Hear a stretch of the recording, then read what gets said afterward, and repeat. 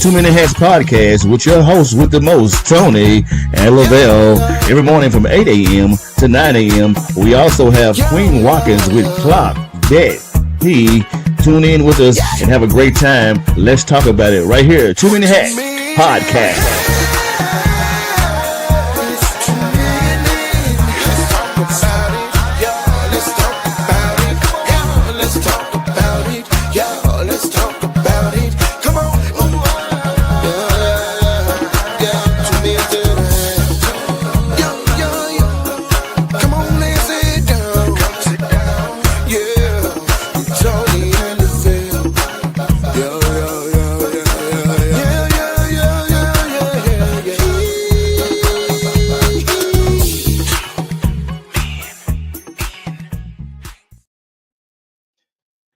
Top of the morning to you, my good people. Happy Friday. It's a beautiful day in the neighborhood, man. Mr. Rogers would say, it's your host with the most, Tony Mays, Lavelle Salter. What it do, my guy? Another one. Another one, Doc. We thankful Man, for it. we had another day, man, where we got to figure out, bro, how we get the kids back from the streets, bro. It we done came up with some good stuff the last few days. Yeah, we have. We know it starts with good parenting, love, guidance, the village, you know, Mhm. everybody chipping in. And man, you got to show and the ones that's out here that wasn't shown the love. We've come up with the conclusion that you have to approach them in love. You Correct. can't approach them talking crazy, telling them what you have to approach them with love because love is something that they Mhm. haven't really been shown before, right? And Yep. so, man, I got my boy, man, my good friend of mine, man, long time friend of mine, bro. Uh, man, he got a testimony, bro, and I want to bring him on this morning to kind of help engage in this conversation. Um, and I want him to be able to share his testimony, man. But all the way from Maine, the projects. Walk home, Doc. Man, we got the one and only Mustang, man. 1965 Mustang, Victor Bonner, man. Y'all show Victor some love this morning. What's up, What's Mustang? up, fam? Good morning, gentlemen. How y'all doing? How y'all doing? Just the Man, homie we there, bro. blessed. What's up, bro? What's up, brother Bear, man? You still looking good there, boy. Give me some of the ribs you got in the backyard. Hey, Love you you, can see I Man, bro. can so start an answer too. Yes, yeah, sir. one of the first things, man, first people that I thought about when we were even discussing this topic was you, Yeah. because um, one of the things I realized was, man, that you had a testimony just in itself, man. I remember when you first came home, bro. Yes, you Mhm. do. I remember when you first came home, bro, and um, you shared your testimony with me, and I was dumbfounded, bro. Like, Yeah. and we actually got to hear it again um, with Bishop Waters. Yeah. Matter of fact, Victor, was it you that even introduced? Who introduced us to Bishop Waters? He did. Uh, But the uh, church over there, they got it. They bought the church bought the brand new leaking for the pastor, Nah, Bishop. You remember Bishop Waters? Bishop Put Water. your We hands and tell God thank you. oh yeah, I forgot about it. Yeah, I think he did. Yeah, I think Victor was the one that actually introduced us to Bishop Waters. okay. Because Bishop Waters was doing a prison ministry or something too at that Right. church, Right. and Victor Mm-hmm. said Bishop had prayed for him. Yeah. Mm-hmm. So anyway, we got you on, Victor, and I know you used to have your testimony on a flyer, like a trifold flyer that you used to pass out. Mm-hmm. Yes, I I still want to have. give you an opportunity this morning to really just share your testimony real quick. Hey, do me a favor, turn your phone sideways. Like, Yeah, vertically. Yeah. That better. Yeah, Yeah. there you go. There you go. Okay. All right.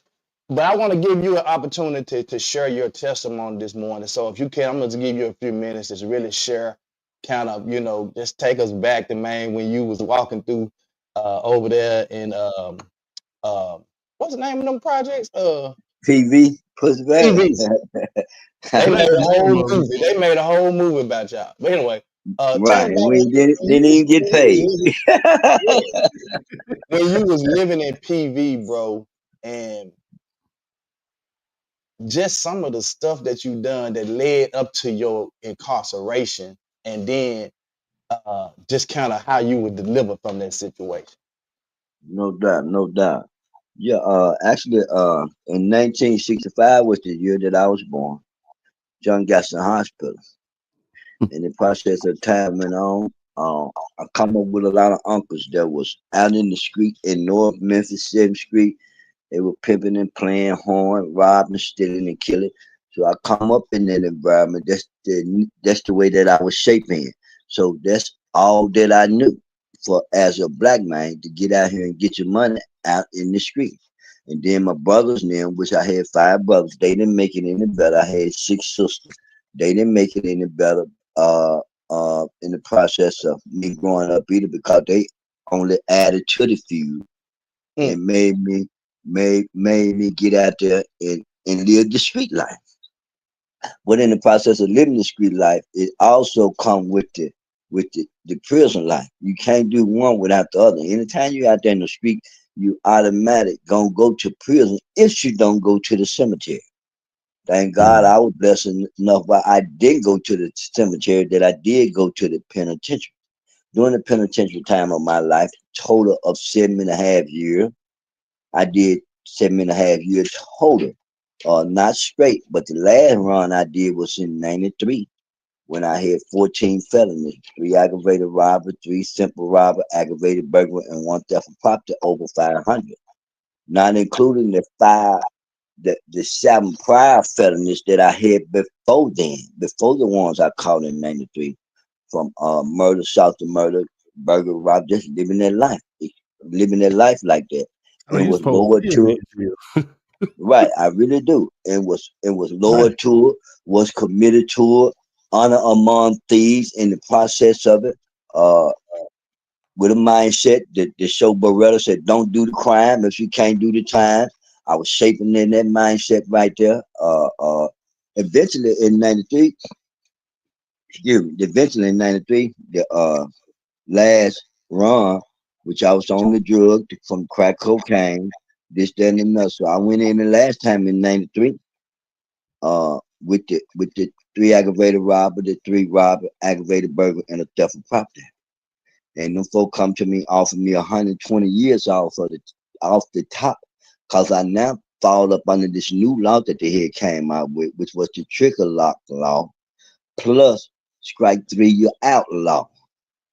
And in the process of strike 3 you out, they get you up under that law. They automatically can come to you with 45 years or more off the top on violent offenses. So I fit all the categories with that. So when they came to me with the 120 years, I automatically told them, hey man, y'all might as well bat it up and go to trial. Cause I'm not finna sign for no 120 years. So as time went on, the process went on through the court, they end up taking me to the court to determine whether or not I'm either gonna take this here time or go to trial. In the process of that, the judge asked me a question. He said, son, why was you running around robbing these church folks? Notice I said church folks. And when the coach was in town, and that was easy gravy for me to rob church people because they surrender so quick and so easy without putting up a fight. But when he asked me Mm. that, thank God for the mercy on that also. But when he asked me that, I just simply told him, I said, Judge, Your Honor, I'm trying to support my habit. And in the midst of that, he said, you couldn't have been in your right mind because these You said it, 3 Tony. people all identify you wearing the same clothes, but you rob them on different days. So he said, and I said, yes. So that means I wasn't shaving, I wasn't bathing, I wasn't doing nothing. I was straight out there just abusing drugs. So in the process of that, he said, I'm gonna give you 10 years for all 8 of these charges. 10 years. And I got 8 charges. I said, that's 80 years. I won't finish sign for no 80 years either. But if people that came to me with like about 45, 35, I would have signed for that because I was guilty of my crime. And I said, hey, at least I have another chance to get out. But he turned around, he said a magic word, which was, and I'm gonna run that 8 them 10 years for each one of them charges concurrent. Concurrent meaning gonna run them all together, make me have a 10-year sentence. Now, if he would have said run them all together up on run them concurrent up on the 100%, I would have took it, I would have signed it, and I would have went lay down on my bunk with no problem. Cause that's only mean I would have did 10 years, and then within 10 years I would have got out. But he didn't say that, brothers. He said, I'm gonna run them up on the 35%. State prosecutor try to reject and say, Judge, I want to bring to the court that this guy falls up under the Czechoslovak law. He strike 3 violent ministers to society. Plus, he already have 7 prior felonies up on top of these here 8 that he had. Judge said, I done made my ruling right here, right now, with mandatory drug treatment. And I end up getting 10 years, Judge, under 35%. And in them 10 years, they sent me straight to the penitentiary. And doing that, while I was doing time in West Tennessee High at the penitentiary, I met a good friend of mine. He's a good friend of mine right today, which is Derek Atkins. I was going through intake at West Tennessee High. And dude named Derek Atkins at this time, who I didn't know at all, when I came through there, he pointed at me and said, you come to me. And I looked at him and, with a bad attitude, who you think you is telling me to come to you? You got me messed up. And he said, he went told the chaplain, so he whispered something in the chaplain ear and say, chaplain. Next thing you know, the chaplain come to me and say, come here. And when the chaplain told me to come here, I didn't know he was the chaplain at that time. And when he told me to come here, I went to the side. They pulled me to the side, brother. And Derek ended up telling me, he said, you're the reason why I'm up here today. God sent me up here for you. Man, I'm talking about all that classification and process and all of that flew out the window, my brother. They took me down to the chaplain aid. They classified me in the chaplain aid. And right then and there, I seen God again make a powerful move. He had already made a powerful move when he gave me the 10 years after I had been told, God, if you real, get me out of this. And he did. And make a long story short, had all kinds of great things in prison, got released in 96, and I ain't been back since.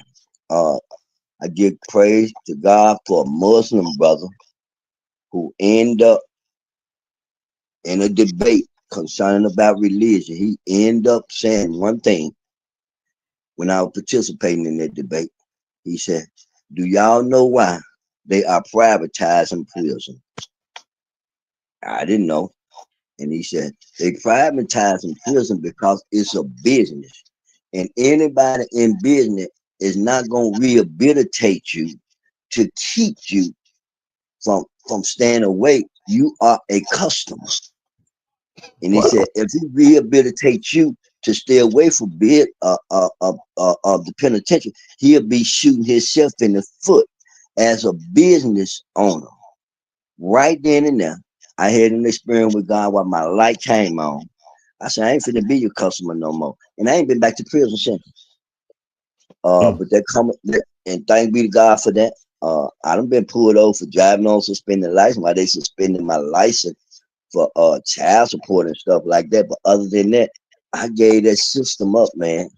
And even to this day, I still don't go around committing crime. I gave that criminal life, that street life, and all of that up. And to God be the glory. The Bible says you sow to the flesh, you reap of the flesh.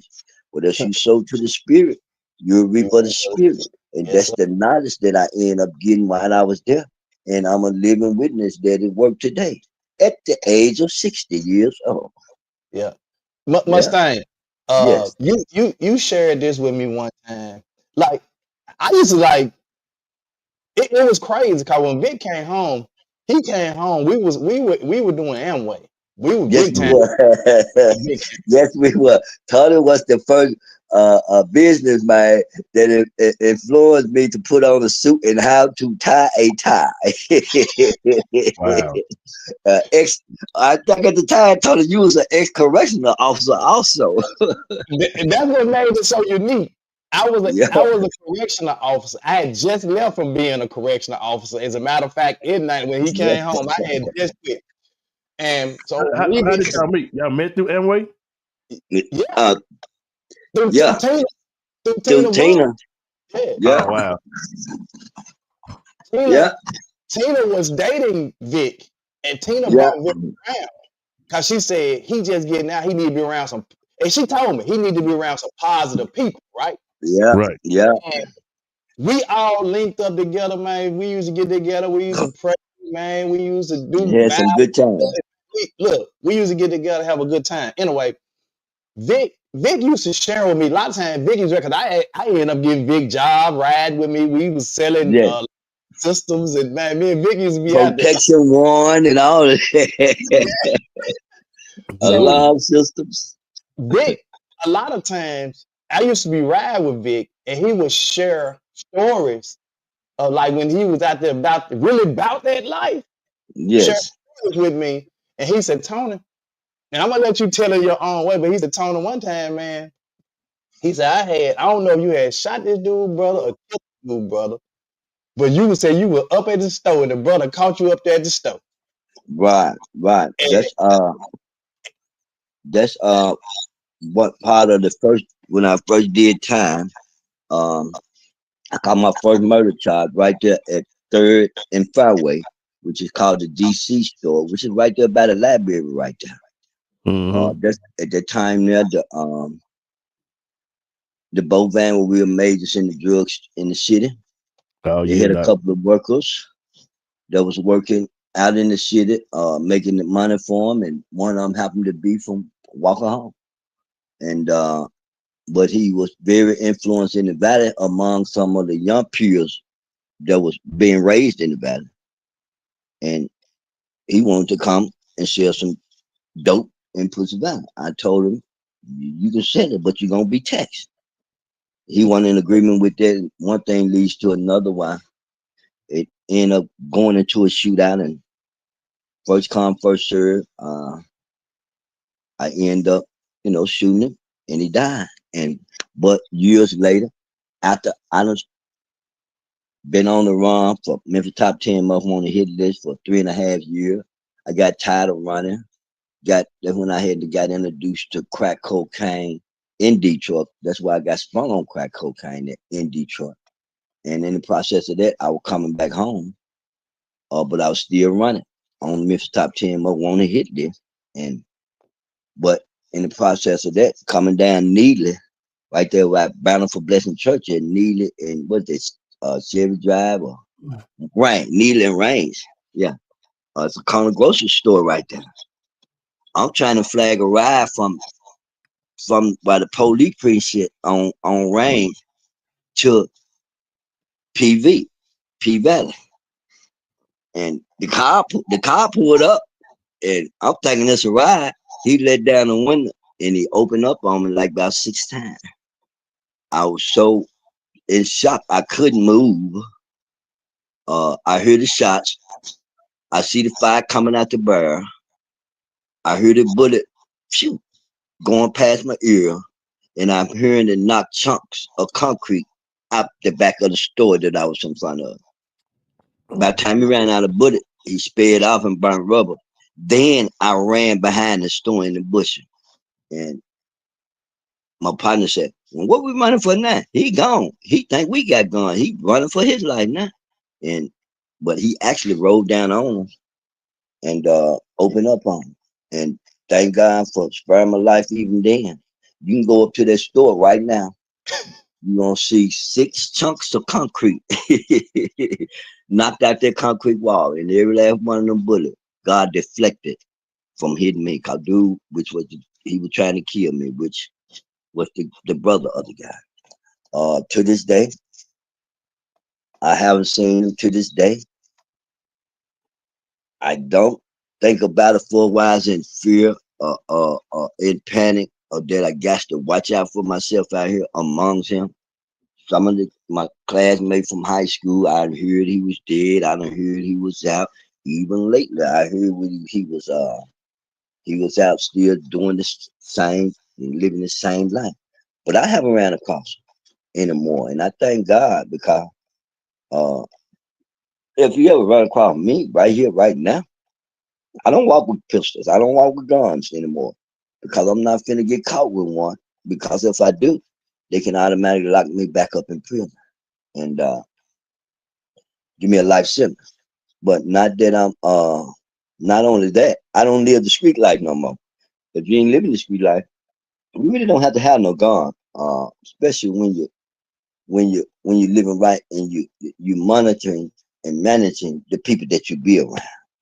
But if Right. you're out there in that street life, I would tell anybody, don't be out there half cocked. Don't be out there playing with it because the streets don't play. The word don't lie. You're gonna reap what you sow in the midst of being out there. Whether you're sowing it to the flesh, you're gonna reap the word gonna be faithful, or you sowing it to the spirit, which is living and practicing living right, you're gonna reap that also. You know what the good book say about being lukewarm. Now, if you're trying to play both sides, you really in trouble. Other So than Victor, that, Victor, so yes. were you on the crack while you was in prison, or you got out the crack before you went to prison? How did that work? Imagine it, brother, when I went to prison, I didn't do crack. But as soon as I will get out of prison, I end up going to crack. Mm, But before I went to prison, I wasn't doing crack. mm, While running from the law for 3.5 years up in Detroit as a fugitive, the Chambers boy was in Detroit City and they was running the city through the crack. And I messed around and let my cousin influence me to do crack one day. Uh, and and those are the experience I had never experienced before. I was doing some drinking, I was smoking some weed, but I had never did any hard drugs like that. And it mm. altered my life to the point of why it got so bad. The people, which were my uncles and them in Detroit, the ones that were hiding me out as a fugitive during that time, it got so bad that their addiction caused me to start abusing them, stealing from them, just doing all kind of stuff to them to support my habit also. And they told my mama, man, Betty, you gotta come get that boy. We sending them on back to me. My mama was living at the time, and she said, send my baby on back home and send me back home. And I was still doing the drug. And my mama, I love that lady. She moved me right by the police station, gentlemen. On range. The police station there right now. Got the apartment right across the street. And I stayed in them apartment for like about 7 months.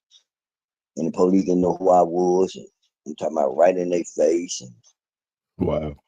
And I end up messed around due to the crack life. I just still living that life on a different level now. I wasn't out there robbing, stealing, and killing, but I was still doing drugs.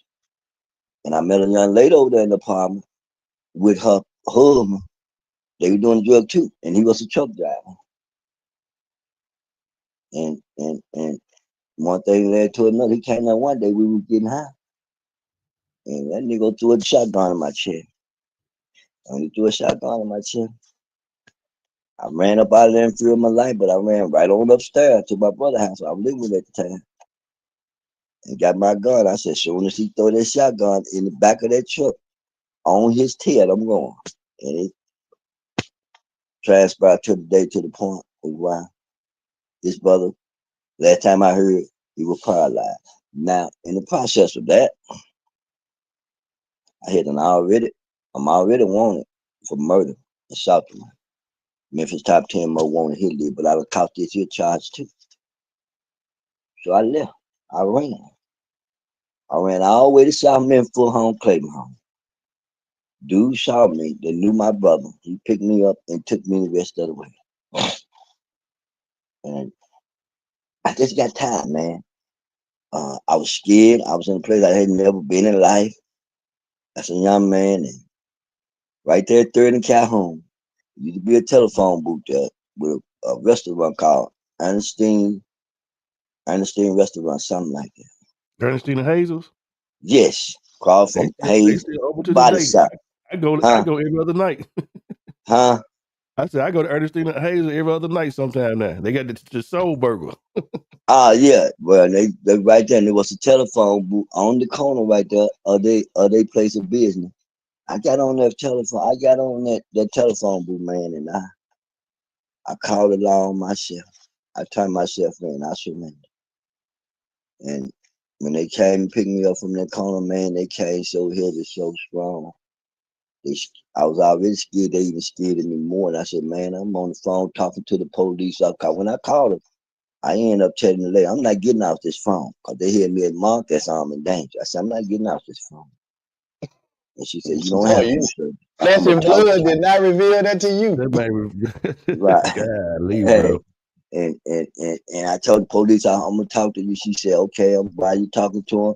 I'll be letting them know why you at. And the police car here flew by with the siren on. I said, oh, y'all with the mess. You know, I ain't say mess. I said, y'all with the so. One just flew by and I'm gone. She said, no, sweet. That's the one on another call. Them ain't the one that coming from you. And next thing you know, man, they come from, they hear me boxed in 4 ways. And dude with the hollering and screaming at me, get on the ground, get on the ground, get on the ground. I got on the ground. That man walked up to me, man, and he stuck his knee in my back real hard. I said, man, why you doing that? When I called the police, he said, man, I ain't putting, he said, I remember he saying, man, I ain't thinking about what you talking about. They got you marked armed and danger, and I'm not taking no chance. Once he got them cuffs on me, the ladies, he got the telephone and said, we got him in custody, man. We'll take it from here. And they hung up. They took me down to the homicide squad, the robbery squad, and all of this shit. And I'm sitting there, high scared, and they trying to debate who I was. And they said, I bet you now one of y'all can't guess who this is. They sitting there, they debating on who I was, because at the time that I did all of that, when they were looking for me, I had long hair. But I don't cut my hair off now, and it's about the length it is now. And anyway, couldn't none decide who I, Then. huh? You had that Jerry curl. Yeah. That nouveau thing. Couldn't none of them identify me, but this old country hillbilly, tobacco dipper, redneck came out the back. And he said, oh, I know who that is. That's that doggone Victor Bonner, aka Mustang.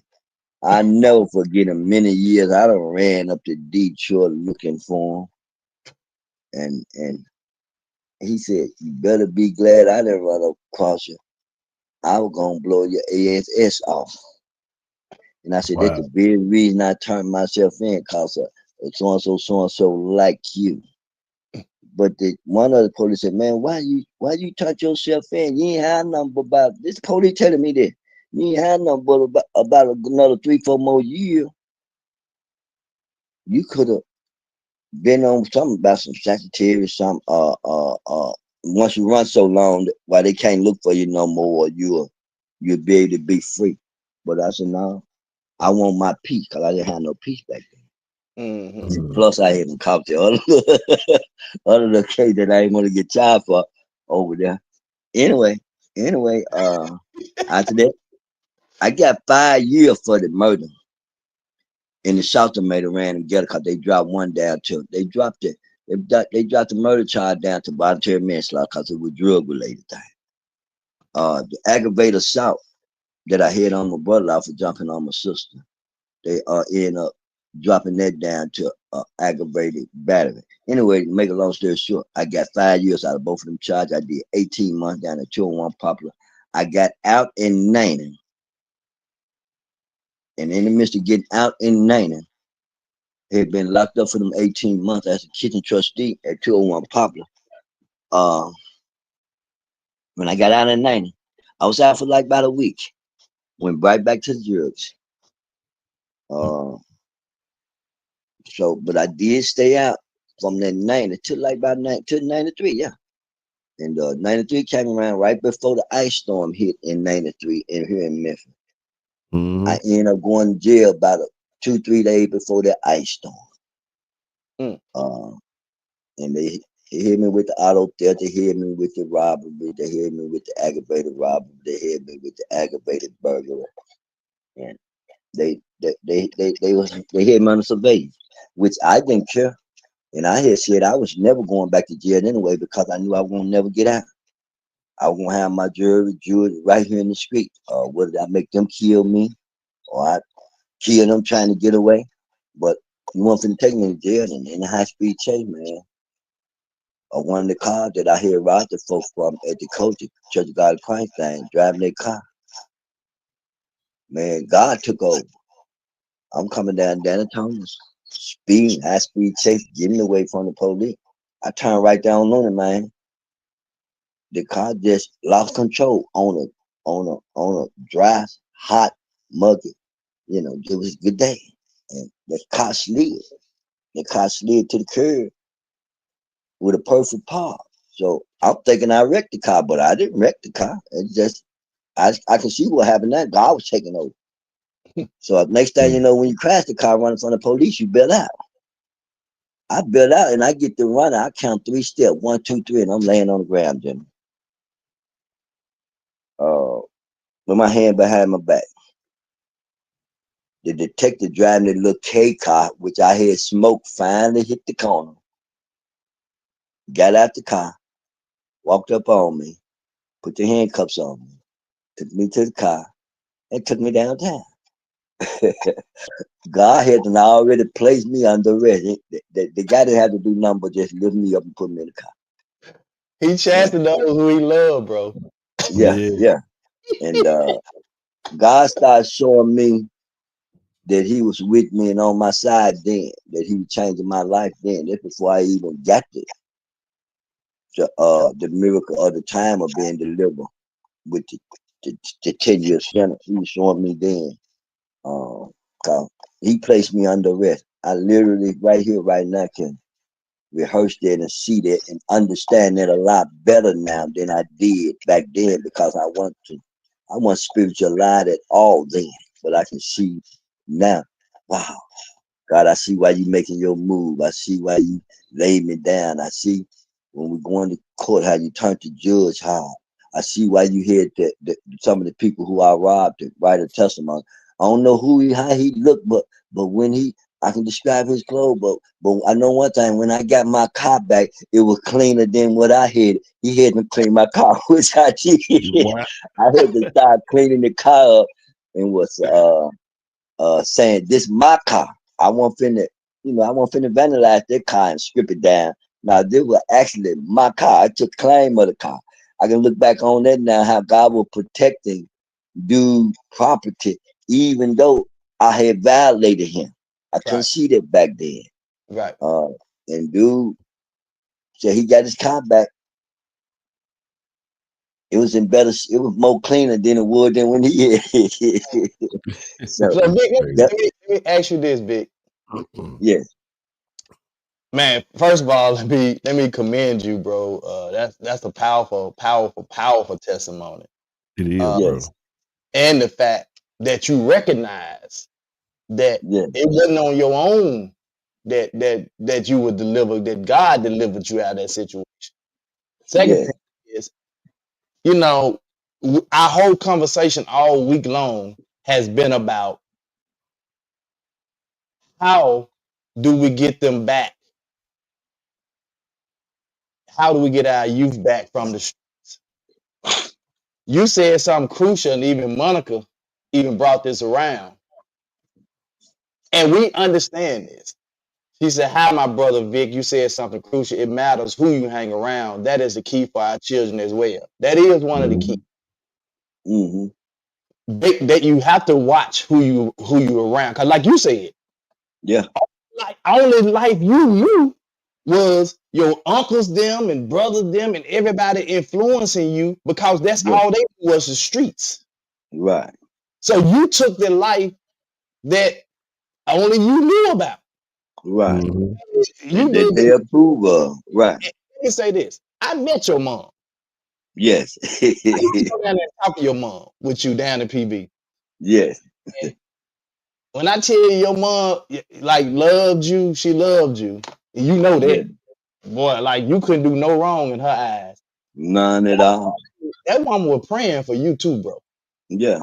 Not Yep. only that, she was married to law enforcement for 15 years. As a matter of fact, her ex-husband, son, is the sheriff of the city right now. Talking Wow. about Floyd Bonner? Yeah, Floyd Bonner Jr. That's my mama, ex-husband, son. She was married to him for 15 years. That's when I tell the people today, uh, Wow. I'm a real Memphis made OG for sure, legal and illegal.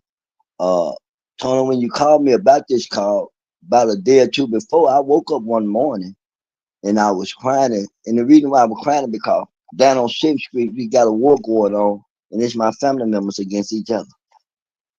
People that I grew up with, people who children that me and they daddy or they uncle, don't live the life together. Now they at one another, throat killing one another. What from the 700 block boys to people that might be over in the Dixon Home area. But from my perspective, in the time that I grew up in, I know all of these folks. So I'm like caught up in the middle of this war going on. And some of them don't listen. Some of them do listen. And the people today, the old heads today, the OGs today, I hear them say one thing all the time that I don't like at all. They so ruthless. They so heartless. They don't want to listen. When that's why we come in there.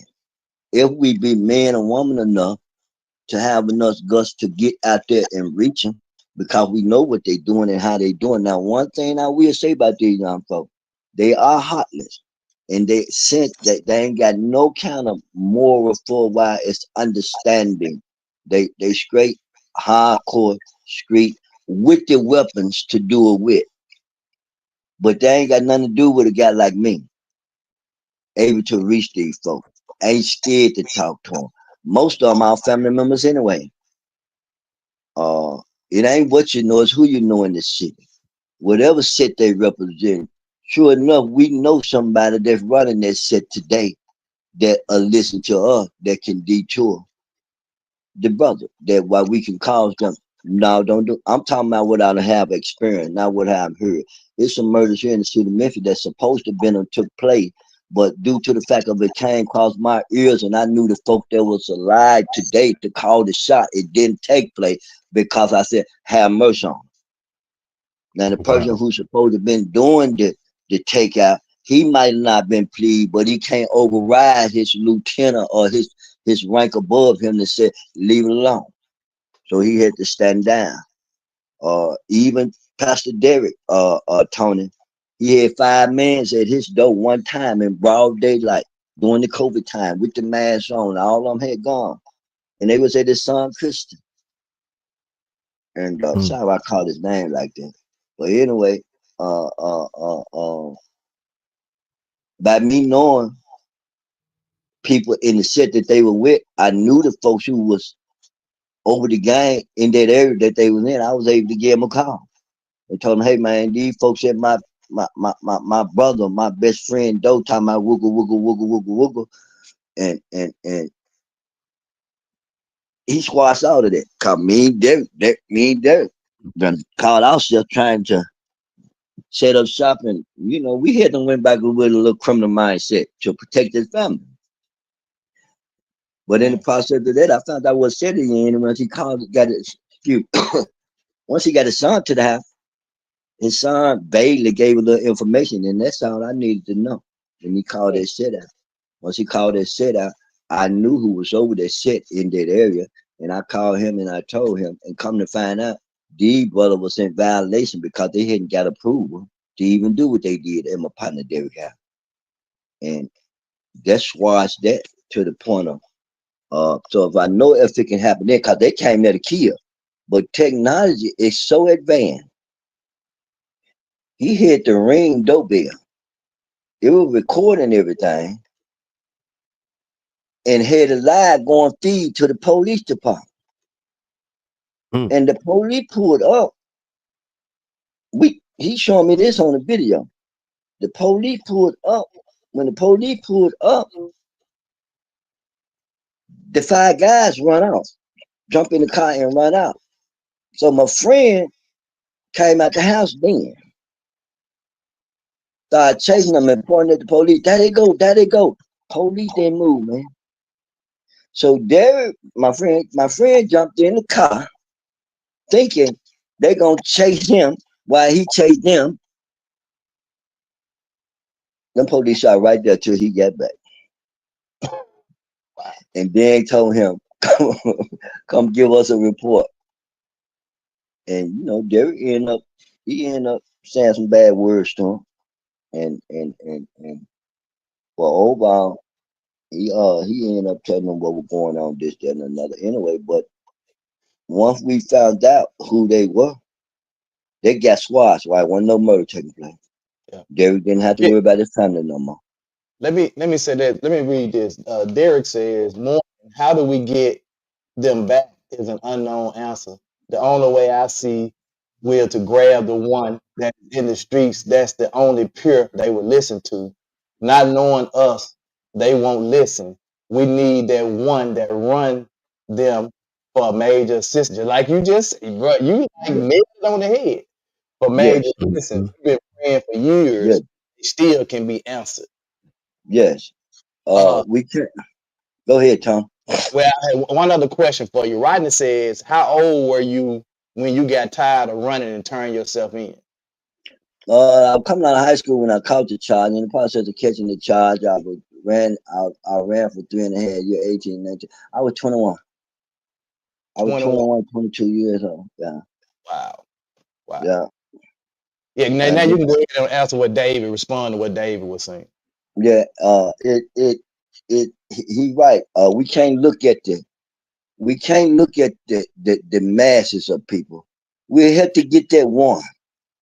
I go back to the Muslim brother.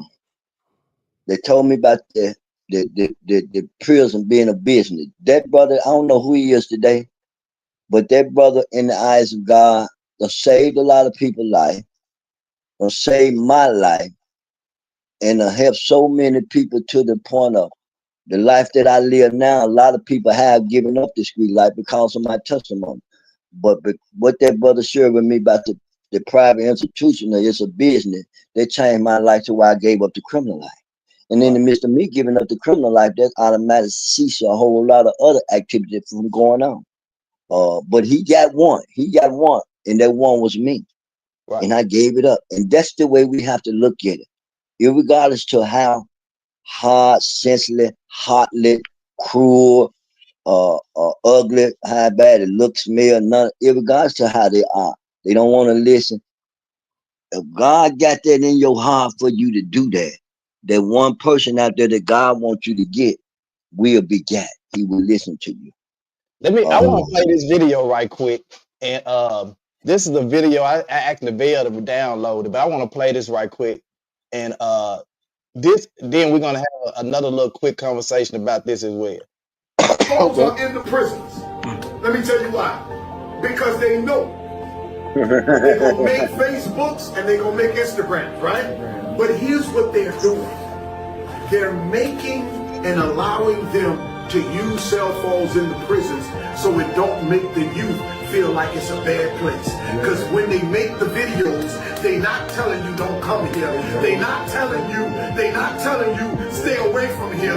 They not telling you that you're gonna be treated like a slave here. They not telling you that you will lose your life. But they telling you we turn to south. This is how we living, fool. Blah, blah, blah. So it don't make our youth be afraid to do something to get there because it don't feel like it's a bad place.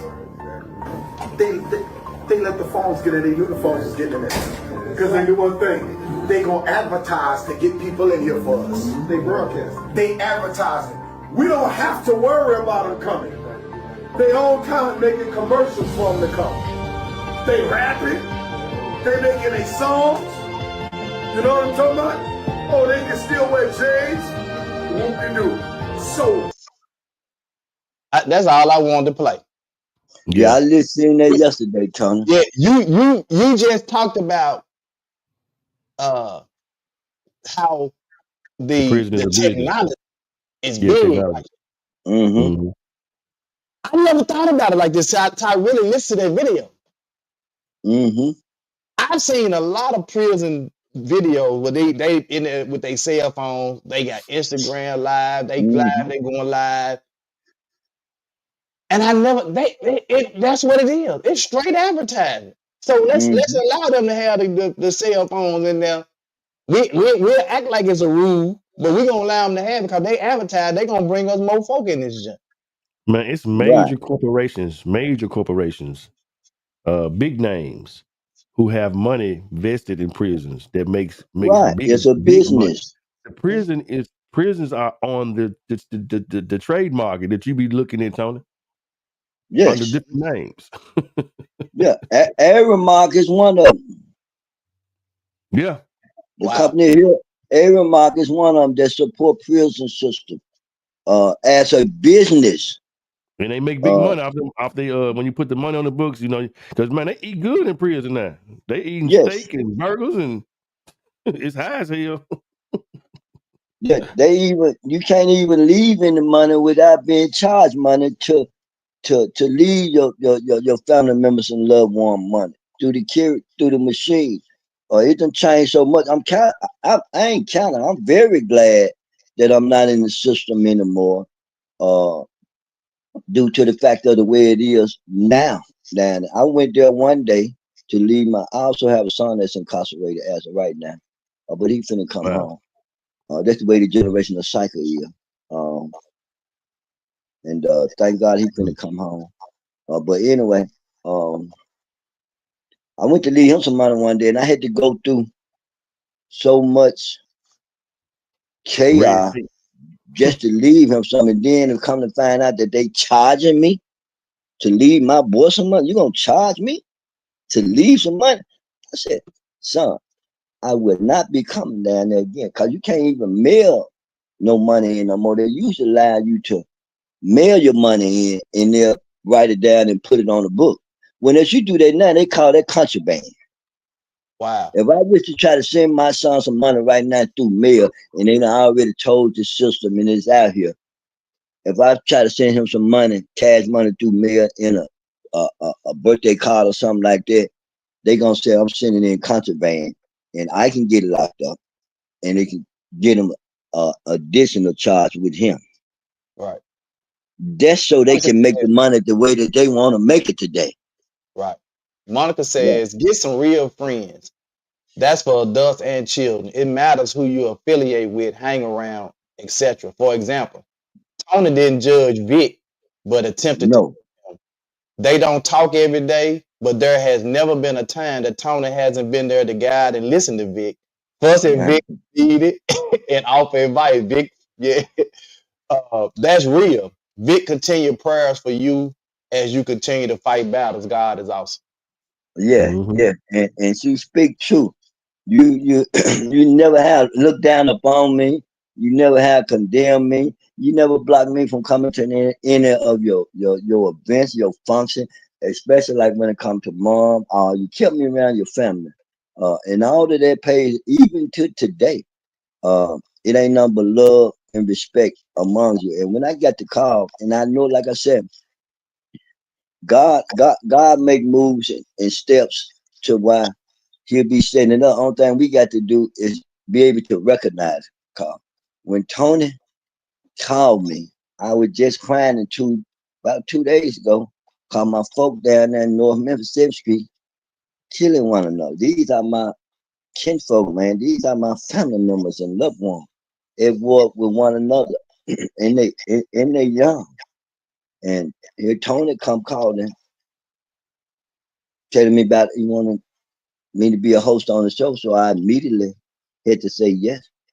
Ran into a little few opposition in the process of time, day that I supposed to come on, but hey, that come with the territory when you're doing warfare. Ain't nothing coming easy, but we have to. Somebody got to do it, and they are reachable, but we. I want to say this about you too, Victor. Vic, you hit your mute button accidentally. Yeah, you hit the mute button.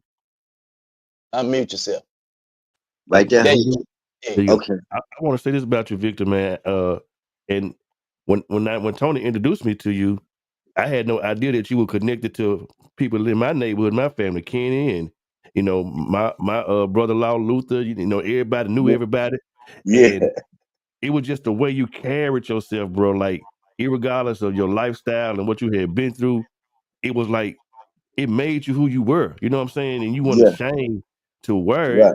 But at the same time, you were like, I am somebody. You know what I'm saying? You had like this badge of honor on to the point that, irregardless of what I did or what I didn't do, man, I'm big. You know what I'm saying? I'm Mustang. You know what I'm saying? And you wore that with pride. And bro, I just want to give my hats off to you, man, to listen to everything you just said. Right. Yeah. Bro. I take the bad along with the good. And I honor it for why my life experience, and I know the experience in life that I received, that's the best testimony that I can give it personal. And I call it personal ministry. I ain't talking about what somebody else said, what somebody else say do. I'm talking about myself personally. And I experienced that. Thank God for Pastor Morgan teaching me concerning about the best ministry you can do is personal ministry. Pastor Morgan, rest his soul, he gone on today. But he taught me concerning personal ministry. So when I do minister, I just tell my testimony, which I know it is the truth, and how a person feel about it. Hey, I deal with the bad and the good along.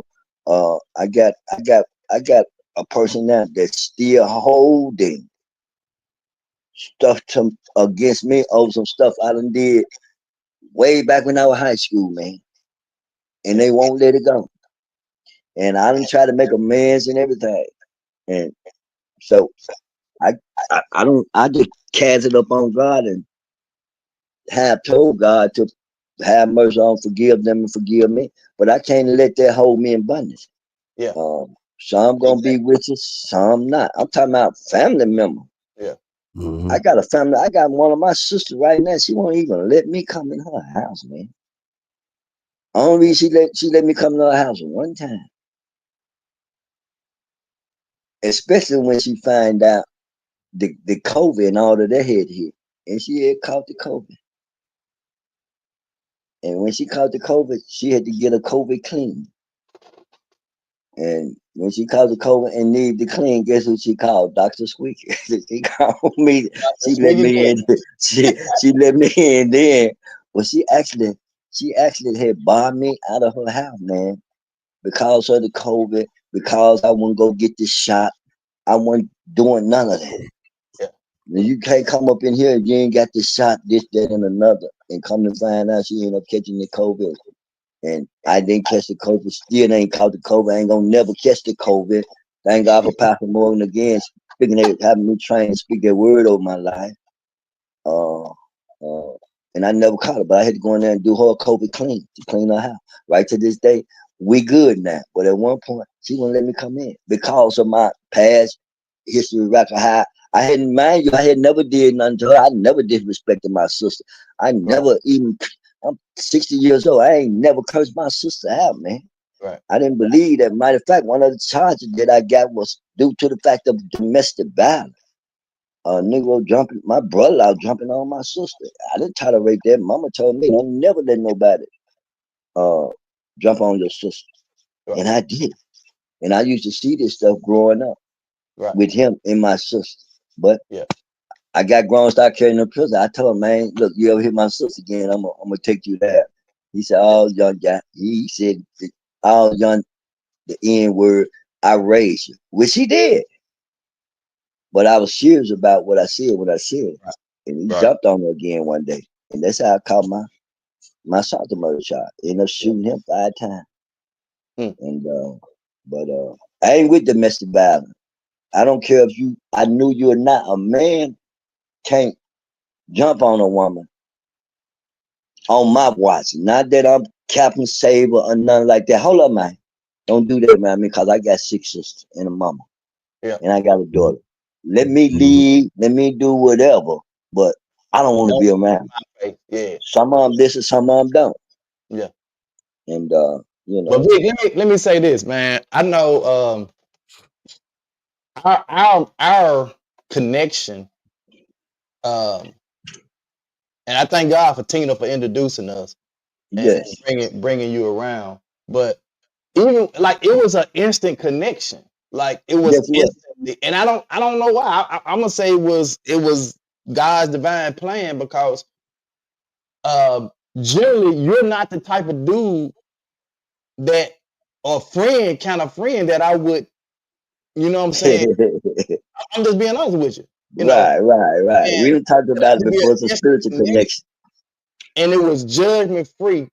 And look, I knew you had done some stuff, but I didn't know to the severity of some of the stuff. Even when you shared with me and shared the severity of some of the stuff you did, we still hung out. I got your job. We were together.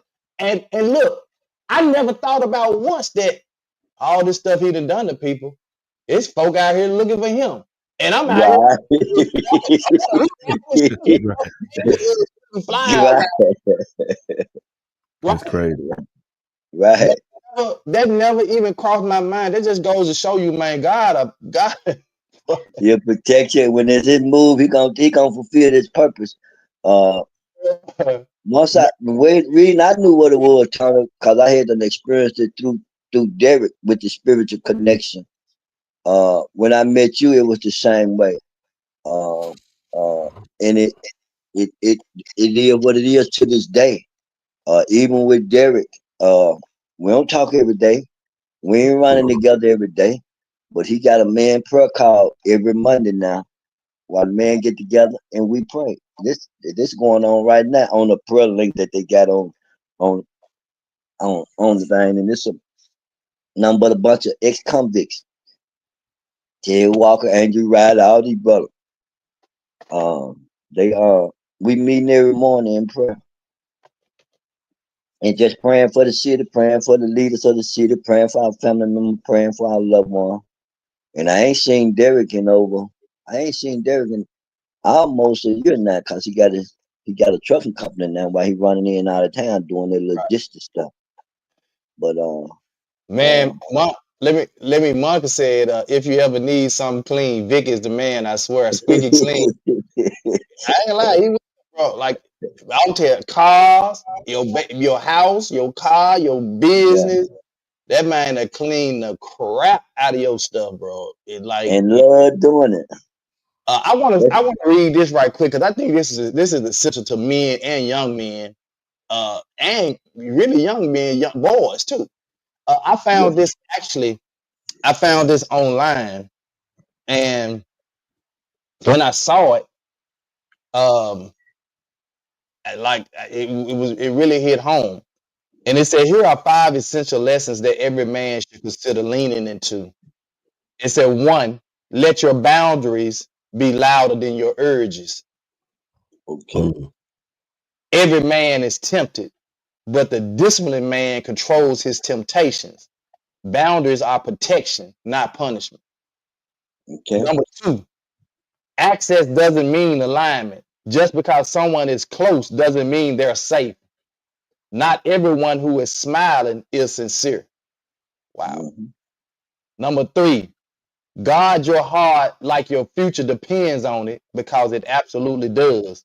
What you let in emotionally will shape your choices.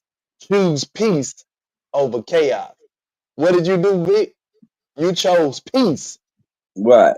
chaos. Right. Number 4, don't trust your flesh with your future. Wow. Don't trust your flesh with your future. Hello? One moment of ego or loneliness can undo years of progress. Slow down. And number 5, protect your peace before you pursue pleasure. Pleasure fades, but peace, that's what keeps you steady when storms come. You're not just living for now. You're living for your name, your legacy, and those who come after you. Mm. Yes. I found that, man, and I felt like I really needed to share that this morning. Vic, man, thank you so much, man, for your testimony. Look, I'm finna go out here now, and I'm gonna say this. Share this video, bro. I'm talking to all our viewers, all our listeners. Share this video. If you have some young men or young women that are struggling, or you see that they're headed down the wrong path, even some young ones, share this video. What Victor has just shared is life altering, life change, and it needs to be shared. Thank you, Victor. This needs to be shared. I need for this needs to be the most shared video that we ever had. Mm-hmm. It needs to be shared, and I'm gonna share it out there on every platform. This needs to be shared because we talk about. See, it's easy to talk about some stuff you don't know, Right. but when you talk about what you know, and you can, without a test, there is no testimony. Mm-hmm. Yeah. And you have been tested, my brother. You've come through the fire. You're still being tested, still coming through the fire, and you still standing on God's promise. Look, you standing on faith, you standing on God's word, and you saying, hey, they ain't a bond approach. They ain't beyond, reaching out to. We can still do it. We just have to be, you said it, be bold. Right. And so I commend you, brother. I love you, brother. We're going to keep praying with you and praying for you. And, man, we appreciate you coming on to the show today. Lavelle, you can add your comments, bro. I'm done. Yeah, I just been sucking all this in, bro. Y'all gave me a moment to get myself together here because I had an uncle just passed here probably about 5 months ago. And I never shared this with Victor. He reminds me so much of my uncle because they went through, some very similar stuff. And, normally we close in prayer and, but it's just like what Tony just said. I want to make an appeal.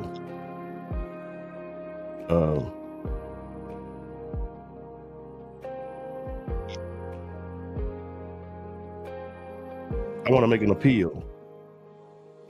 It's going to be our closing prayer. I ain't going to close. The Bible teaches us to watch and pray. This morning when I was in the shower, I was like, Victor gonna pray us out. Well, man, hey, but this just what the Spirit gave me. You matter. You matter. And it seemed like that life is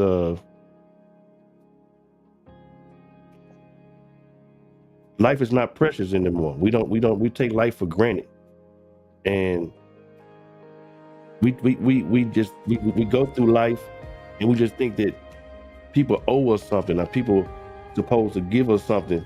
But the fact of that God gives you breath to breathe in and breathe out every morning, that you're supposed to be a steward over that. You're supposed to be responsible for what God has blessed you with. And for you to get up and literally don't take care of what he's blessed you with, you're literally an ingrate. And our young people don't care anymore, bro. And I'm going to say this, and like everybody needs to share this. You matter. You are somebody in the eyes of God. You are somebody in the eyes of me. You know what I'm saying? You matter. You matter. Just yesterday, 2 young people at Booker T. Washington got murdered. Wow. I mean, it's happening. It's happening every day. I'm talking about every morning. You get up to turn the TV on. Somebody is getting murdered. Why? What's the problem? But that's what he laid in my spirit. You matter. Your life matters. You're worth it. You're worth living.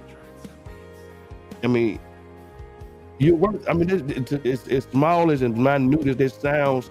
You matter. Maybe it needs to be the campaign we start. You matter. Your life is worth it. You matter.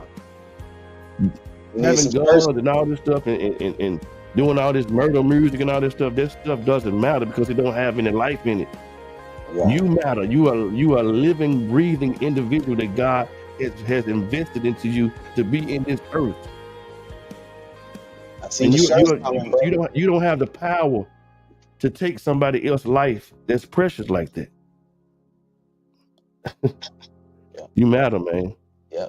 You matter. Come on, Vic, close us out with a prayer, brother. Amen. Father God, we want to thank you for this day, for today is the day of salvation. And we thank you that today brings about change in each and every last one of our lives. I thank you for the reunion, God. I thank you that you never sleep, you never slumber. You're always going about doing good. Your agenda don't change, your promise don't change, your purpose don't change. None of it changed. But you are the one and only true and living God that sees all, that knows all, in all places at all times. And you are not fretting none of the stuff that's going on around the world today. You're not blind to it all. But I ask you, God, to bring about a change in our lives as men and women. Open up the eyes of our understanding that'll change our life for the rest of our life as a seed that can go on and generate more life that represents you and stand for you. Pray for our young men and older men here in the city of Memphis and actually just break the heart, Lord, mend the heart, Lord, soften the heart, Lord. I know you said the love of men is gonna wax cold, God. But even in the midst of love of men waxing cold, you're still able to turn the heart to bring about a change for the furtherance of the gospel, to save some life, to bring praise and glory to your name. And that's what we're praying, that's what we're believing, and that's what we're expecting today, even on another level. Continue to bless Tony and his family. Continue to bless Ladell and his family. And all the viewers that are on the broadcast, God, I decree and declare that this podcast will make a change in their life that'll bring about future change as a seed in their life that'll continue to go forward as a residual ministering to in the mighty name of Jesus. Saying you're already defeated. We claim victory in and through the name of Jesus. And all the praise be unto God. In Jesus' name, amen. Amen. Amen. My God. Look, man, we'll see y'all Monday morning. We ain't gonna even pull up we got the homeless thing. Y'all know we doing the homeless tent, man. We doing the family, man. Y'all, we accept all donations. $2 million $2 million # 2024 cash out, man. Monday, we'll see y'all Monday morning, man. Same bat time. Same bad place. 2 men in hats. Name back channel. It's the 2 Minute Hats podcast with your host with the most, Tony and Lavelle. Every morning from 8 a.m. to 9 a.m. We also have Queen Watkins with Clock Dead. Tune in with us and have a great time. Let's talk about it right here. 2 Minute Hats podcast.